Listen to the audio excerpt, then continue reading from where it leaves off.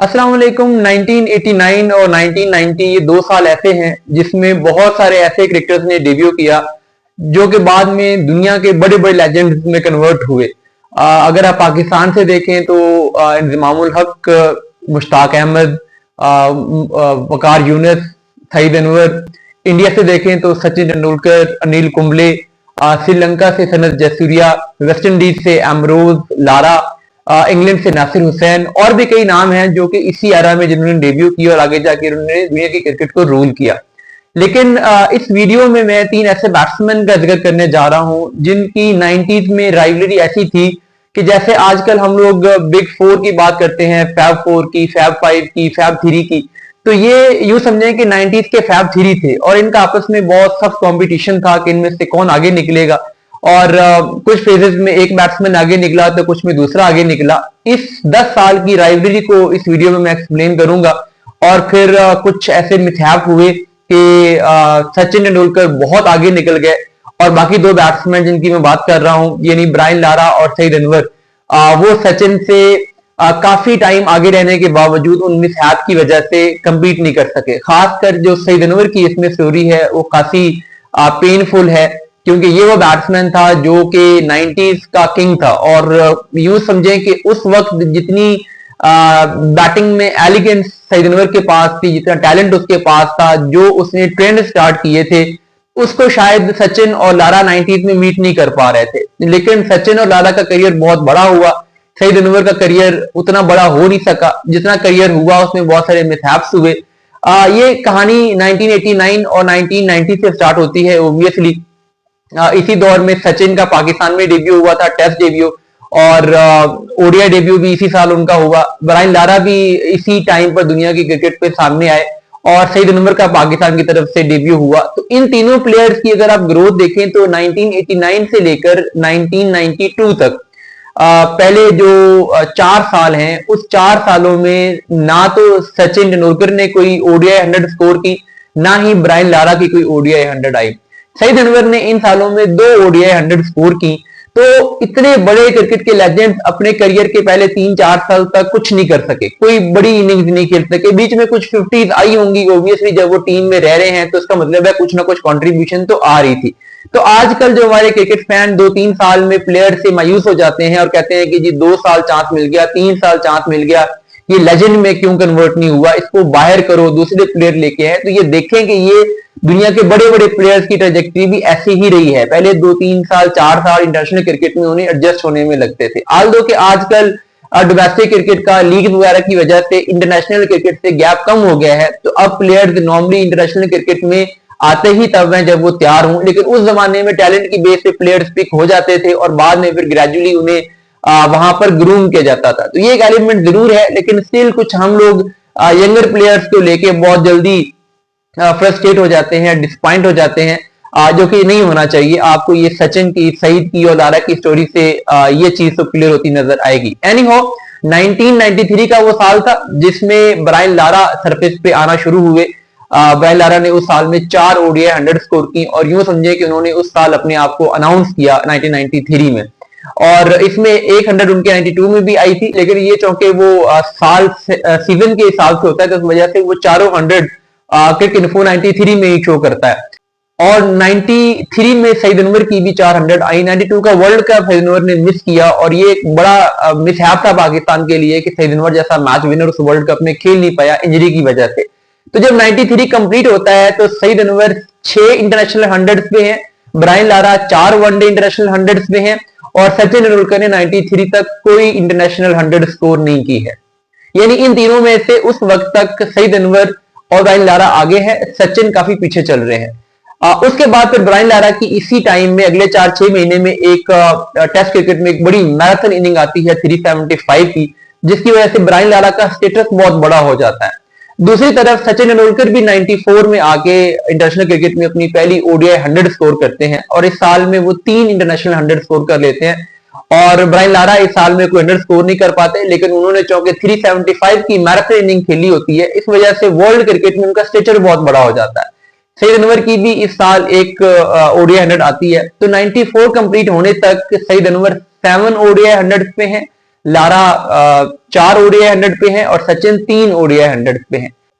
95 में again Brian Lara 2 ODI 100 score करते हैं, सचिन तेंदुलकर 100 स्कोर करते हैं और सईद अनवर भी 100 स्कोर करते हैं। तो 95 तक भी सईद अनवर, ब्रायन लारा और सचिन तेंदुलकर से वनडे क्रिकेट में आगे चल रहे होते हैं।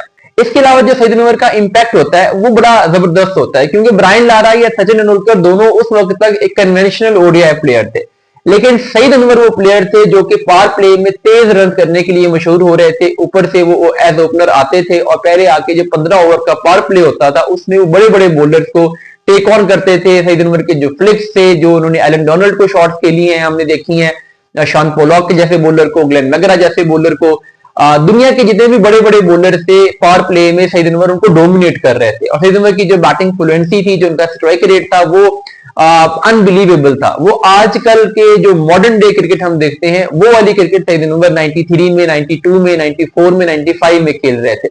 सनत जसूरिया ने आके उसी चीज को दोबारा से री इन्वेंट किया फिर 96 के वर्ल्ड कप में।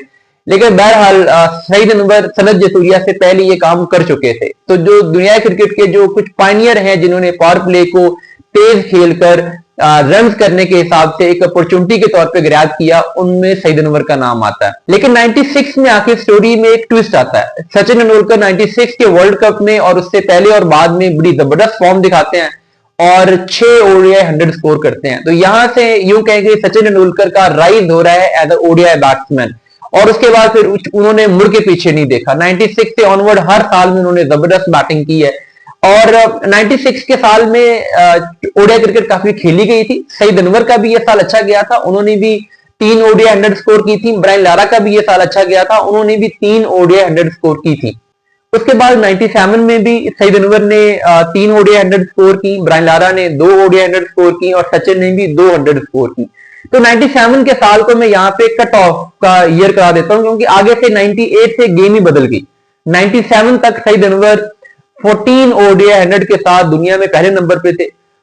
सचिन तेंदुलकर की तब तक 11 ओडीआई 100 थी और ब्रायन लारा की तब तक 12 ओडीआई 100 थी। तो सईद अनवर अभी भी 3 ओडीआई 100 के फर्क से सचिन से आगे थे और ब्रायन लारा से भी वो आगे थे। लेकिन 98 का साल ऐसा आया कि जिसने सब कुछ बदल के रख दिया। इस साल में सचिन तेंदुलकर ने 9 ओडीआई 100 स्कोर की एक साल के अंदर 98 में, और ना सिर्फ उन्होंने 9 ओडीआई 100 स्कोर की, उन्होंने अराउंड 2000 रन उन्होंने स्कोर की है। और इस साल में उन्होंने एक साल में सबसे ज्यादा ओडीआई रन स्कोर करने का रिकॉर्ड भी तोड़ दिया, एक साल में सबसे ज्यादा ओडीआई 100 का रिकॉर्ड भी तोड़ दिया।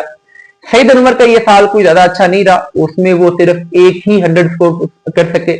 ब्रायन लारा ने भी इस साल में 2 ओडीआई 100 स्कोर की। तो 98 के खत्म होते होते सचिन तेंदुलकर ना सिर्फ ओडीआई क्रिकेट की मोस्ट 100 का रिकॉर्ड हो चुके थे, बल्कि वो सईद अनवर से काफी आगे निकल चुके थे। लेकिन सवाल यहाँ पे यह है कि वो सईद अनवर जिसने 1989 से लेके 1997 के 8-9 साल तक सचिन को डोमिनेट किया, लारा को डोमिनेट किया, वो अचानक से 98-99 जब ओडीआई क्रिकेट में बहुत रन बन रहे थे, हर बैट्समैन आके स्कोर मार रहा था, गंगोली ने बहुत 100 स्कोर की, उस साल में आके सईद अनवर से रन क्यों नहीं हुए? तो इसका कुछ मामला इस तरीके से है कि सईद अनवर की बेटी थी, उन्हें कैंसर था और सईद अनवर उनके लिए बहुत परेशान थे। 97 के एंड पे उनका ट्रीटमेंट शुरू हुआ। 98 में सईद अनवर ने कुछ मैचेस मिस भी किए, वो कॉन्टिन्यूसली ट्रैवलिंग करते रहे, उनको लेके वो यूएस से गए, दुनिया के डिफरेंट कंट्रीज में लेके गए और उनके ट्रीटमेंट करवाने के लिए सईद अनवर का एक तो जाहिर है कंसंट्रेशन नहीं थी, मैचेस मिस किए, प्रैक्टिस में नहीं थे और ज़हनी तौर पर परेशान थे, जिसकी वजह से वो फोकस नहीं कर सके। 99 का साल भी उनका कुछ ऐसा ही गुजरा, उसमें उन्होंने ओडीआई वर्ल्ड कप में सुपर 6 के आखिरी मैच में और सेमीफाइनल में जिम्बाब्वे और न्यूजीलैंड को 200 तो स्कोर की, लेकिन इसके अलावा पूरा साल वो कोई 100 स्कोर नहीं कर सके। उसके बाद फिर सईद अनवर की बेटी की डेथ हो गई और फिर सईद अनवर उस डेथ की वजह से बहुत परेशान हुए, उन्होंने क्रिकेट को छोड़ दिया। 6-8 महीने वो क्रिकेट से बाहर रहे। उसके बाद फिर वो वापस आए और आते ही उनको एक इंजरी होगी, रनिंग करते हुए वो गिरे और हेलमेट उनकी गर्दन पे चुभा, उनको टांके लगे, फिर वो क्रिकेट से बाहर हो गए।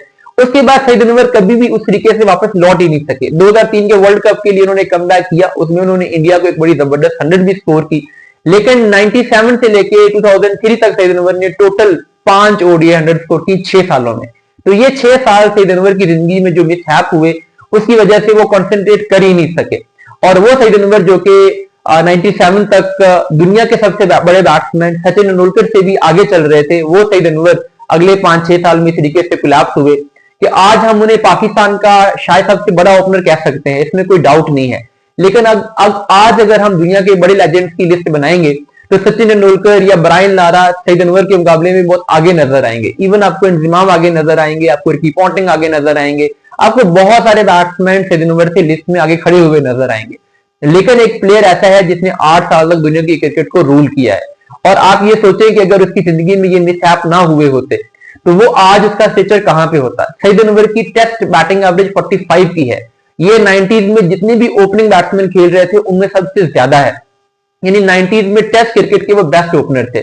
उन्होंने 15+ टेस्ट 100 भी स्कोर की, पाकिस्तान के लिए बैट कैरी भी किया, और अभी उनकी एवरेज आखिरी कुछ सालों में गिरी। अदरवाइज एक वक्त था कि उनकी एवरेज 50 के करीब थी, टेस्ट एवरेज 50 के करीब, एक ऐसे ओपनर की जो कि दुनिया की बेस्ट बॉलिंग अटैक। कहा जाता है कि लेट 80s में और 90s में दुनिया के बेस्ट फास्ट बॉलर थे, दुनिया के बेस्ट स्पिनर थे। कुंबले था, शेन वॉर्न था, मुरलीधरन था, फास्ट बॉलर में वॉस हैं, मैगरा हैं, एम्ब्रोज हैं, डोनाल्ड हैं, पॉलक हैं। तो एक बड़ी लंबी लाइन है फास्ट बॉलर की, स्पिनर की, जिन्होंने 90s के एरा को डोमिनेट किया। उनके सामने सईद अनवर की टेस्ट एवरेज 50 के करीब चल रही थी, उनकी ओडीआई एवरेज 45 के करीब चल रही थी। वो उस टाइम में दुनिया के 8 साल तक बेस्ट बैट्समैन रहे। लेकिन उन मिसहैप की वजह से अगर वो वाकयात ना हुए होते तो हो सकता है कि सईद अनवर आज आपको शायद ब्रायन लारा और सचिन तेंदुलकर की भी लाइन में आगे नजर आते।